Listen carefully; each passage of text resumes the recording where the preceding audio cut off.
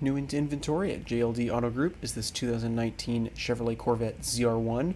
Another incredibly low mileage example here, with this one only having 28 miles on the odometer, and of course, as such, is presented in immaculate condition inside and out. This car also has some of the original interior factory plastics still in place, which we'll see later on in the video when we head inside the car. This obviously also has the ZTK Track Package equipped with the high-rise adjustable rear wing there, as well as several exterior carbon fiber components.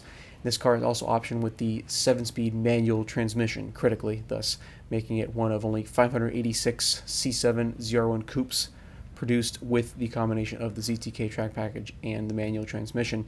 This one, of course, in Sebring Orange Tintcoat, meaning it wears the Sebring Orange design package as an option on this car, and especially on the interior is where it becomes notable with the orange contrast stitching and bronze finished interior accent pieces, as well as leather and Alcantara surfaces throughout, combined with the 3ZR premium equipment group. This car also has the dual roof package option on it. We see the glass roof stowed in the rear compartment there.